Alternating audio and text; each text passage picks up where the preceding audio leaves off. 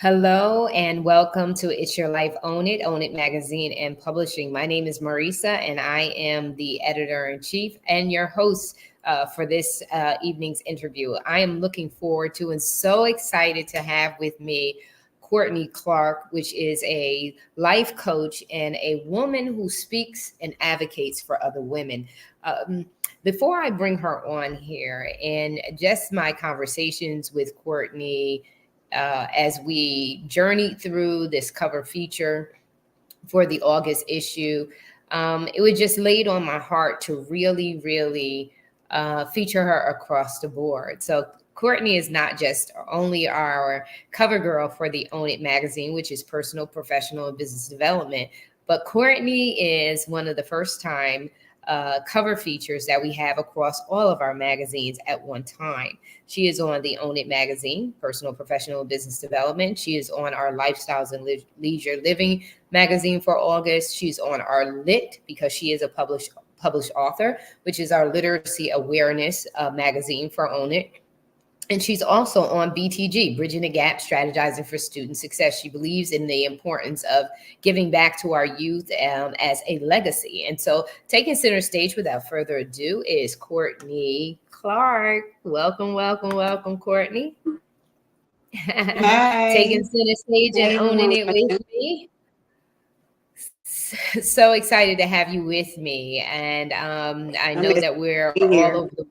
all over the world, and we probably have a little bit of a delay. But share with the audience who you are, where you're located, so they'll know. Right now. I'm in Atlanta, visiting with my sister and Mhm. enjoying her. But share with our audience who you are and where you're located. I am Courtney Clark. I am the life coach, the therapist, a woman of women empowerment. I am a mother, my most important role. Um, I am an advocate for all things healing, unapologetic, being authentic. I am the book author. I am the magazine writer. Um, so, yes. And just a girl that loves love, self love, all love. Yes. Where are you located? What part I of the am world are you in? located in Oglethorpe, Georgia. Huh? Most people, when I tell them where I'm from, they're like, Ogla who? It's named after James Oglethorpe. But it's a very small country town located an hour below Macon, Georgia. Most people are familiar with Macon, Georgia. So, yes. So we're not one of the big cities on the map, just a very small town. And it's actually four towns that make up our county. It's Macon County, but it's four towns: Marshallville, Ideal, Oglethorpe, and Montezuma. And I grew up in Oglethorpe, born and raised. Lived in Wow. Montezuma for a few years, but I tell people tomato is the same thing because they're just how close we are. Yeah. The only thing that separates us is a bridge. But yeah, very, very small country town, but it's Oglethorpe. That's Ogletheorpe, Oglethorpe, Georgia. Oh, wow. All right. So I know this is kind of like a typical question that, interviewees get asked, but what made you choose to go down the road or path of helping others? What made you decide to get into life coaching? What made you decide to go into practicing therapy and advocating for women? It actually wasn't a decision. I didn't choose it. It actually chose me. It actually chose me. Yeah, that's the best way I can answer that in the truthful truthful way. Yeah, it chose me. The women empowerment, the therapy, um, the life coach. It chose me, and I think for the most part, me having some of the bad experiences that I did kind of led me to it, but more so, it was there all along. God was just waiting for me to get there. He had already put it in me. He had already put it before me. But it took me actually going through some things to actually be able to see what he had in front of me. So I'm here now.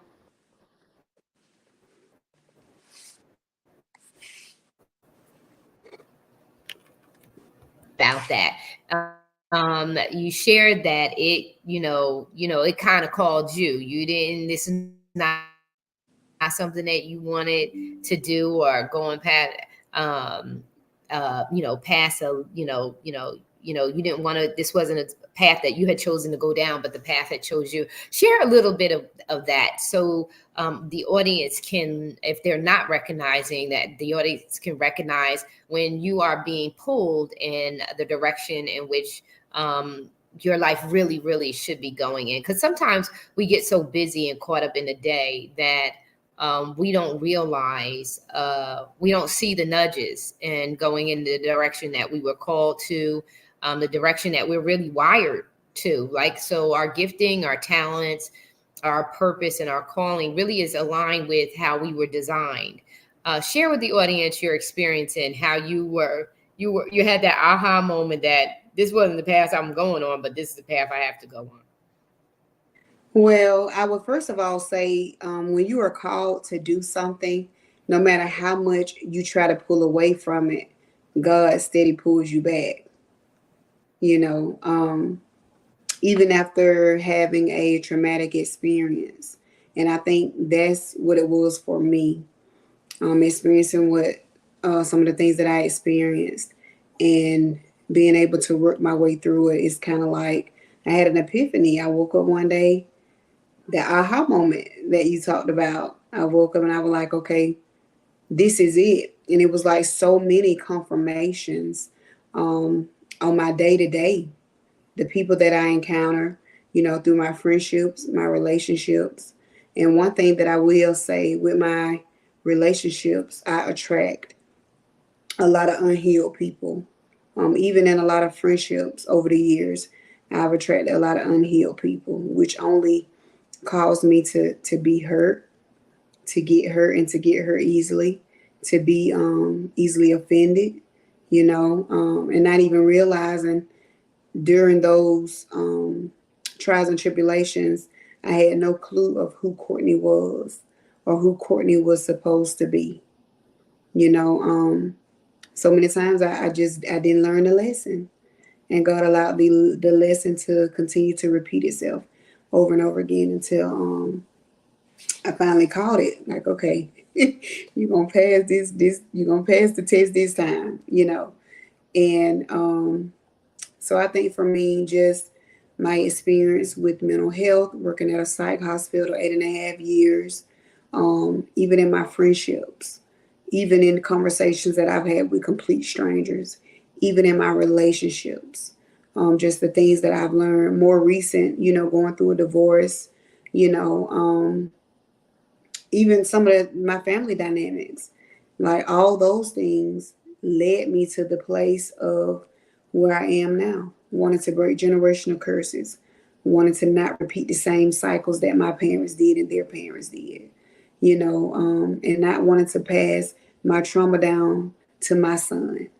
or he be so traumatized that he passed it down to his kids, and their kids and so on. So I just woke up one day and I decided that it would stop with me.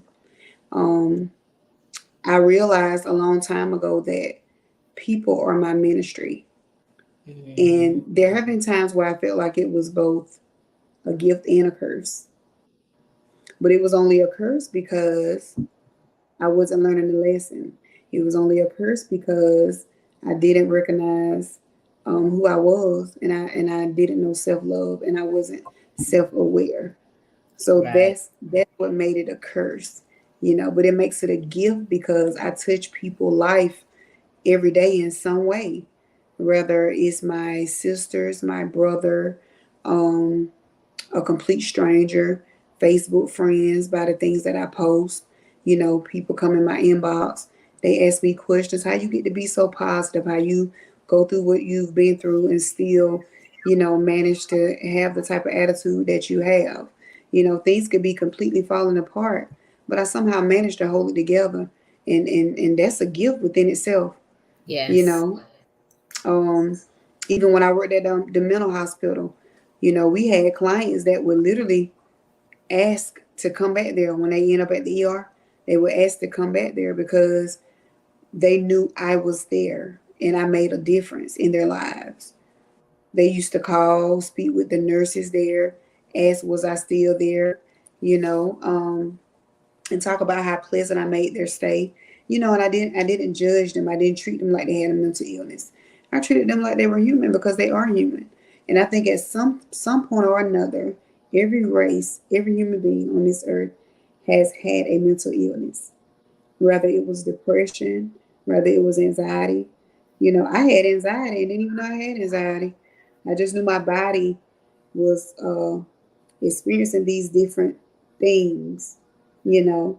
And once I explained that to my doctor, that's when I found out that's what that was. I had anxiety, you know. So we all have experienced some type of mental illness. And a lot of people probably wouldn't allow their ego to admit that, you know. They feel like there's something to be shamed or embarrassed about. But why? For what? We're human. You know, there is no one perfect. Even myself, I don't care how many positive quotes or how much positive content I post on Facebook, all these amazing things that I'm doing. I know that I'm far from perfect. I never be perfect. But I strive daily to love others, treat others right, to love God, to be intentional with my words and my actions, to be self aware. You know, and the negative things about me, those are things that I'm working towards, you know, becoming better. And that's the only thing that I can do is work to become better, you know. And when you're walking in your purpose, that makes it so much easier. You know, you're not focused on the money, you're not focused on other people's thoughts and opinions. You're focused on the calling. You're focused on what it is that God has placed on your life. You're focusing on the gift that He's placed inside of you. And so that's the only thing that keeps me going, my faith, me knowing my purpose, and the thing that God called me to do, which is people. Yeah, that's wow. That is so good. To recognize the nudging, to see the confirmation through people, giving feedback on their experience with you. I think that sometimes we miss we miss the our calling. We miss when people are sharing with us exactly our gifting, echoing it back to me, to you, to and sometimes we run away from it because we don't want to Right. do it. Right? We say we don't want this. We don't want this. Talk to us about the work that you do. Do you have any, like, how do people get connected with you through life coaching, events that you may have coming up? Share with our audience how to connect with you, how to find out more about you. Share and So what you do. I have a blog. It's called Simply Court Vibe Higher. That's on Facebook, Simply Court Vibe Higher. And then I have my personal page, which is Courtney Clark. And I have my 1211 Empowerment Life Coaching page, which is my business page for life coaching. So you can follow me there. I also have my 1211 Empowerment Life Coaching on Instagram as well. It's Simply Court Vibe Higher on Instagram. And on TikTok, I kind of combine the two, the 1211 women, not women empowerment, but the 1211 empowerment life coaching with the Simply Court Vibe Higher. So I post all content on there. And most times on my personal page, I kind of count across the two, the Mm. blog and the life coaching. I kind of cross it together, you know, as far as my content go. I officially have a website.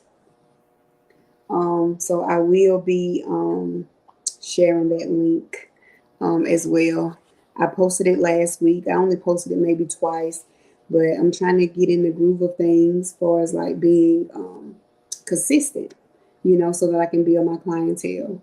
Right now, I only have 8 clients, but it's working for my good. So I'm just kind of going with the flow of things. I'm not forcing anything.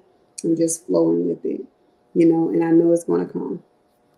Yeah. Well, clients, clients are clients, no matter how many you have, you know, Right. Their client. So business is booming, it sounds like, over there. Yeah. You talk about a personal growth journey.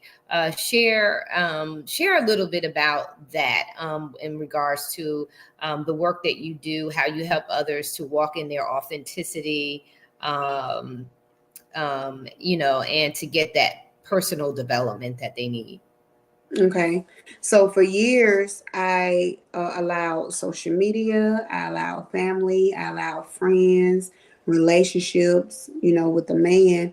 I allowed all those things to validate me. I didn't know myself. I wasn't self aware. I didn't have boundaries. I was gullible.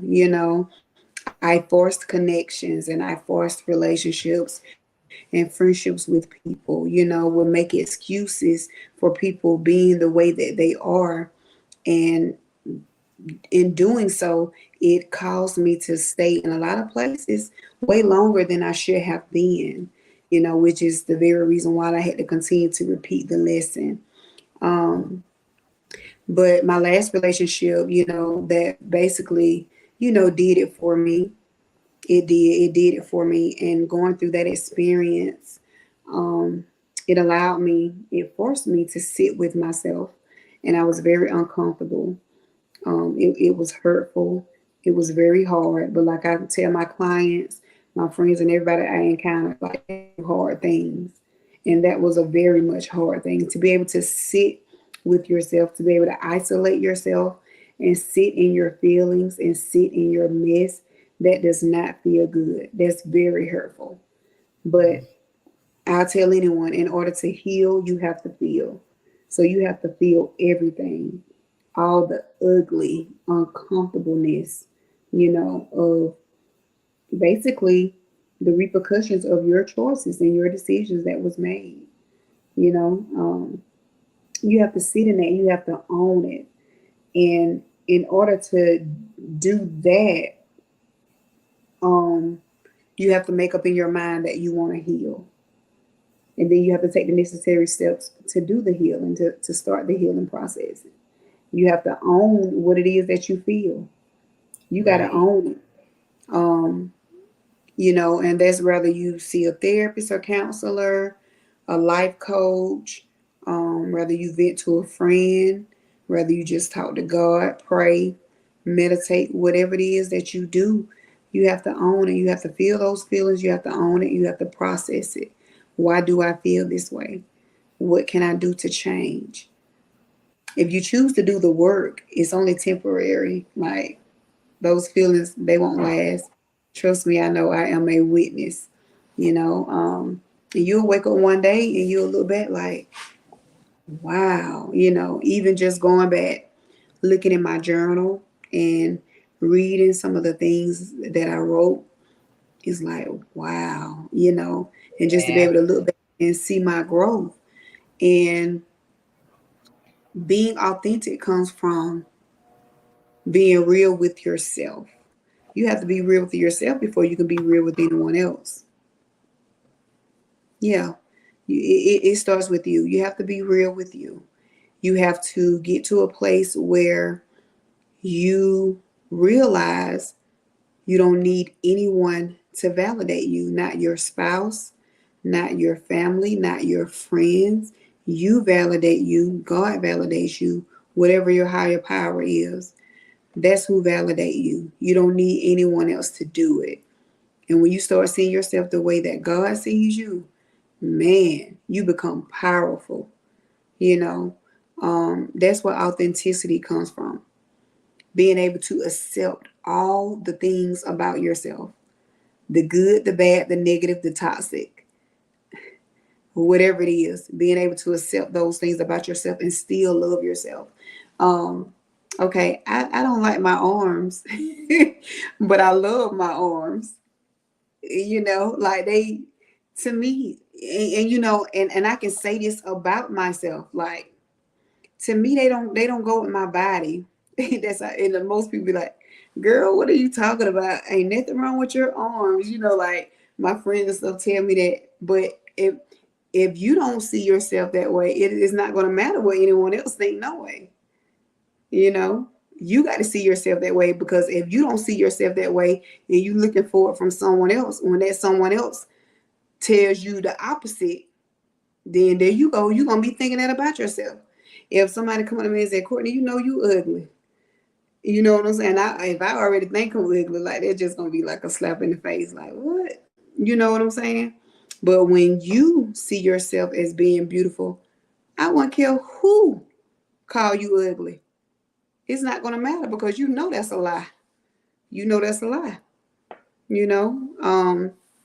And so when you get to that place, so just being authentic, just being real, raw and rare. You know, I was telling someone the other day, because I had posted a video and I was contemplating, because I was playing Glorilla.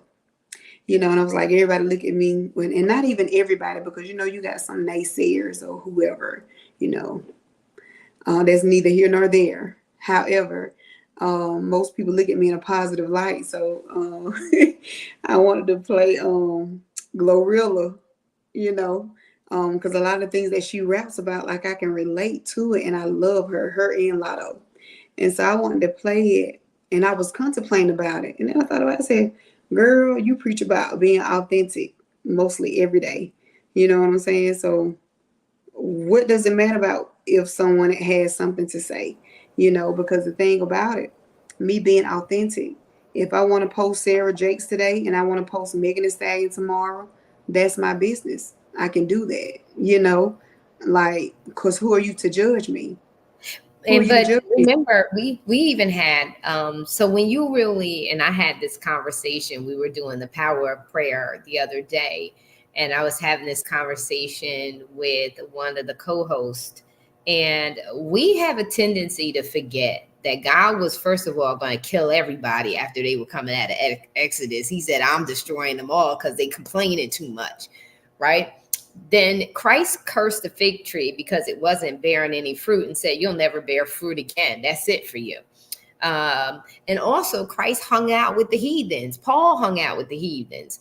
And Mm-hmm. so we have a tendency, society, just like you said, has a tendency to put this clank, clank, clank on us, where we are told that we have to live so perfectly, which is what really jams us up from being authentic, trying to keep the letter of the law or walking in grace and mercy. And so, yeah, I'm with you on that in regards to. Mm-hmm.